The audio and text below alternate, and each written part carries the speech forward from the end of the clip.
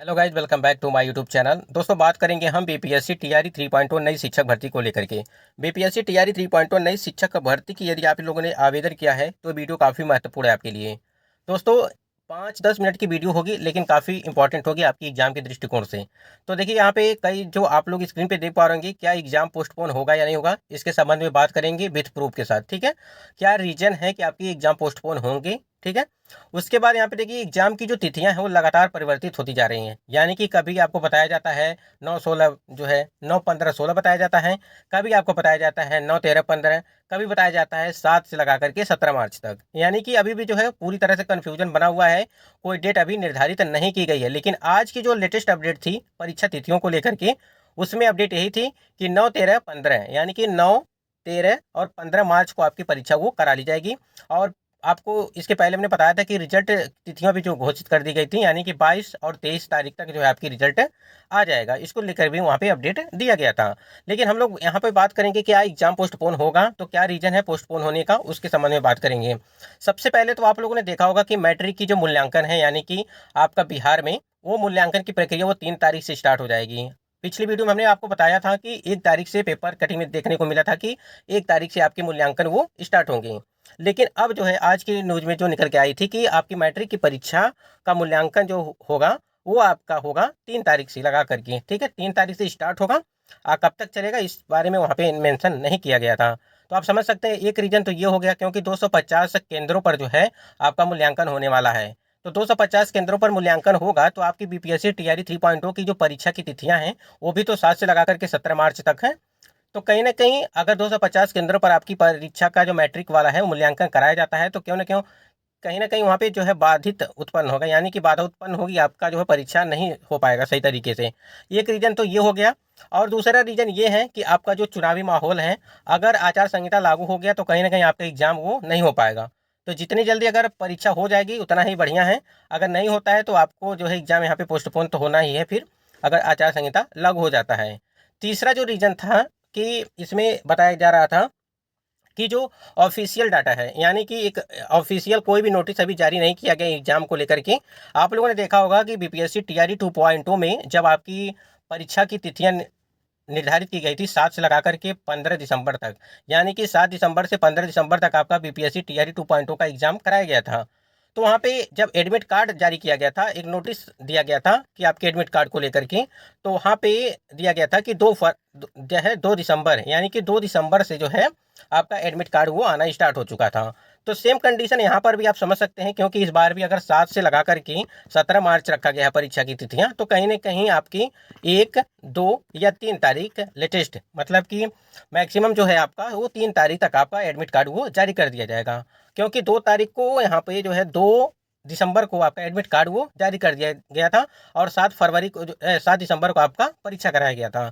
तो उसी को देखते हुए यहाँ पर भी वही चीज़ें, सेम कंडीशन यहाँ पर भी है। अगर परीक्षा आपकी कराई जाती है 9, 13 और 15 तारीख को, यानी कि 9, 13, 15 जो है मार्च को अगर परीक्षा कराई जाती है, तो कहीं ना कहीं आपकी 2 से 3 जो है फरवरी, यानी कि मार्च, 2 से 3 मार्च को आपका जो है एडमिट कार्ड वो जारी कर दिया जाएगा। अगर इस डेट में आपके एडमिट कार्ड जारी नहीं किए जाते हैं तो कहीं ना कहीं आपकी जो परीक्षा की तिथियां हैं, परीक्षा है, वो हो सकता है कि पोस्टपोन हो। ठीक है, अगर पोस्टपोन हो जाता है तो कहीं ना कहीं आपकी एग्जाम की जो तिथियां होंगी वो काफ़ी जो है लेट हो जाएंगी। फिर तब कब होगा उसके बारे में कोई भी गारंटी नहीं होगा। उसके बाद से यहाँ देखिए, जो एडमिट कार्ड नोटिस भी आपको दिखा देते हैं एक बार। तो वही चीज़ है, यहाँ पे देख सकते हैं कि आपकी 2 तारीख को एडमिट कार्ड के लिए नोटिस जारी कर दिया गया था। ठीक है, और वो तो नोटिस जारी किया गया था एडमिट कार्ड को लेकर के, लेकिन वहाँ पर एक चीज़ और था कि आपको 2 तारीख से लगा करके 6 जो है दिसंबर तक, यानी कि 2 दिसंबर से लगा करके 6 दिसंबर तक आप जो है अपना कोई भी, अगर फोटो आपका सही नहीं है, यानी ब्लर है या दिखाई नहीं दे रहा सही से, तो आप उसको चेंज कर सकते हैं। यहाँ इतना जो है यहाँ पे अभ्यर्थियों के लिए मौका दिया गया था। यानी देख सकते हैं कि 5/12/2023 से लगा करके 6/12 तक फोटो अपलोड करने की सुविधा प्रदान की जाएगी, और उक्त तिथि के बाद किसी तरह का कोई अवसर प्रदान नहीं किया जाएगा। यानी कि देख सकते हैं कि 5 से लगा करके 6 तारीख तक, यानी 5 और 6 2 दिन के लिए आपको दिया गया था। और ये आपका एडमिट कार्ड कब आया था, वो 2/12/2023 से प्रवेश पत्र ई एडमिट कार्ड डाउनलोड करने की जो प्रक्रिया थी वो प्रारंभ की गई थी इस चीज़ के लिए। तो वही चीज़ है, इस बार भी आपको 2 से 3 मार्च तक जो है आपका एडमिट कार्ड वो जारी कर दिया जाएगा।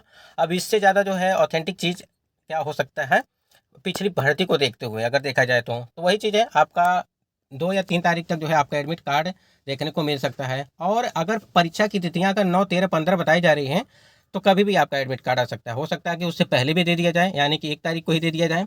तो मैक्सिमम अगर हो सकता है तो 3 तारीख या 4 तारीख इतना भी हो सकता है, अगर परीक्षा निर्धारित की गई है आपको 9, 13, 15 मार्च को। तो उसके बाद एक डाटा आप देख सकते हैं कि जो डाटा है ये दिखाने का सिर्फ एक ही मकसद है कि आप लोग इसको कम से कम ये अपने दिमाग में रखे रहिएगा, क्योंकि आप तैयारी कर रहे हैं TRE 3.2 परीक्षा की, तो आपको ये चीज़ें जानना बिल्कुल ज़रूरी है। तो आप कंपटीशन किस लेवल का है इस बार होने वाला है वो भी चीज़ें यहाँ पे इससे आपको पता चल जाएगा।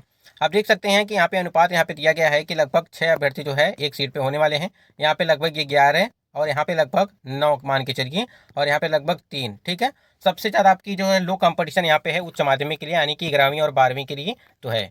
इसमें अगर किसी ने फॉर्म अप्लाई किया होगा और उनका 75 से 80% अगर तैयारी हो गई होगी तो कहीं ना कहीं इस भर्ती में वो जो है निकाल लेंगे, यहाँ पे परीक्षा उनकी क्लियर हो जाएगी और नौकरी पक्की हो जाएगी। अगर यहीं पे देखा जाए माध्यमिक के लिए 16,970 सीटों पे अगर बात करें तो यहाँ पे 8.5 के आसपास जो है, यानी कि लगभग 9 मान के आप चलिए कि 9 कैंडिडेट यहाँ पे जो है इस में जो है एक सीट के लिए फाइट करने वाले हैं। वहीं पे मध्य विद्यालय के लिए सबसे ज़्यादा आवेदन आपके आए हुए थे, वो 2,13,900 जो है 40 यहाँ पे आवेदन आए हुए थे। तो सबसे ज़्यादा जो कंपटीशन है यहाँ पे आपके मध्य विद्यालय यानी कि 6 to 8 के लिए है, और लगभग 11 कैंडिडेट यहाँ पे फाइट करने वाले हैं। आप समझ सकते हैं, इसको अगर आप लोग इग्नोर करेंगे तो कहीं ना कहीं यहाँ पे आपका नुकसान हो जाएगा। और एक चीज़ और आप लोगों ने देखा होगा कि आपके 40%, ठीक है, 36%, ठीक है, इस प्रकार से आपको दिया गया था। 34%, फिर 32%, परसेंटेज के हिसाब से न्यूनतम जो है यहाँ पे मार्क्स आपको चाहिए, यानी कि वहाँ पे ये चीज़ें भी मेंशन की गई हैं। अगर उतना आपका परसेंटेज के हिसाब से जितना मांगा गया है कैटेगरी वाइज, अगर आपका उतना नंबर नहीं आता है तो आप पहले ही यहाँ पे कट ऑफ, तो बात की बात है, यहाँ पे पहले ही बाहर हो जाएंगे, उनको पहले ही छांट दिया जाएगा। ये सारी चीज़ें हैं। अगर अदर स्टेट की सीटों की बात करें तो अदर स्टेट वाले कैंडिडेट चाहे वो किसी में फॉर्म अप्लाई किए हों, ठीक है, चाहे वो आप 1 to 5 के लिए हों, चाहे 6 to 8 के लिए, या 9 to 10 या 11 to 12 के लिए हो, तो आप सीधे सिर्फ क्या होंगे, जनरल में काउंट होंगे, यानी कि अनरिजर्व कैटेगरी में आप काउंट होने वाले हैं। और उसके बाद से यहाँ पे जो भी चीज़ें हैं आप समझ सकते हैं कि अनरिजर्व कैटेगरी की कट ऑफ कितनी हाई जाती है, सबसे ज़्यादा स्टूडेंट आपको उसी में देखने को मिलते हैं। बाकी महिला जो आरक्षण को लेकर के बात है, उसमें सिर्फ बिहार के ही कैंडिडेट की महिला है, उनको ही लाभ मिलेगा। इस चीज़ को भी आप लोग ध्यान रखिएगा, क्योंकि बहुत सारे कैंडिडेट का मैसेज आता है कि क्या अदर स्टेट की महिलाओं के लिए कोई लाभ, तो देखिए कोई लाभ नहीं है, सिर्फ वहाँ की जो बिहार की कैंडिडेट है महिला, उनको ही लाभ वहाँ पे मिलेगा। जो आरक्षण कोटिवार जो पद दिए गए हैं उनके उसके अनुसार जो है वहाँ पे उन्हीं को जो है मिलेगा। तो दोस्तों देखिए, एग्ज़ाम पोस्टपोन होने की बात है जो हम बता रहे हैं आपको, वो सारे कई रीज़न हैं आपके। एक तो चुनाव का माहौल, ठीक है, आचार संहिता अगर लागू हो गया तो कहीं ना कहीं आपके एग्ज़ाम जो तिथियाँ हैं वो पोस्टपोन हो सकती हैं। उसके बाद आपका मैट्रिक जो मूल्यांकन वाला का है वो अगर हो रहा है तो उसके लिए भी वहाँ पे देखा जा रहा है, उसको भी, ठीक है।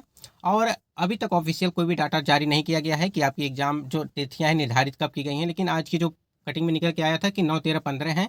और एक चीज़ और है, सबसे मेन इंपॉर्टेंट चीज़ है, कल के पेपर में आप लोगों ने देखा होगा कि वहाँ पे लिखा गया था कि जो तिथियाँ हैं वो संभावित तिथियाँ बताई गई हैं, यानी कि जो एग्ज़ाम की संभव, यानी कि बदलाव हो सकता है परीक्षा की तिथियों में। अगर आप रेगुलर व्यूअर्स होंगे तो आप वीडियो के माध्यम से मैंने आपको बताया भी था। तो वो सारी चीज़ें, मतलब कि 3-4 चीज़ें ऐसे हैं जो इसको पोस्टपोन होने के जो है चांसेस हैं। लेकिन अभी हमें तैयारी क्या करना है, 9, 13, 15 के अनुसार ही करना है, ठीक है। तैयारी हमको उसी के हिसाब जो है अनुसार करना है, क्योंकि हो सकता है कि आपकी परीक्षा तिथि न टले, ये भी हो सकती है। तो कहीं ना कहीं जो भी चीज़ें हैं हम आपको अपडेट देते रहेंगे। दोस्तों आशा करते हैं वीडियो आपको पसंद आया होगा। वीडियो पसंद आया तो लाइक कर दीजिएगा, और चैनल पर पहली बार विजिट किए हैं तो चैनल को भी सब्सक्राइब कर लीजिएगा, जिससे हर एक अपडेट आपको मिलते रहे। वीडियो अच्छा लगेगा तभी तो लाइक करिएगा और या सब्सक्राइब करिएगा, ठीक है।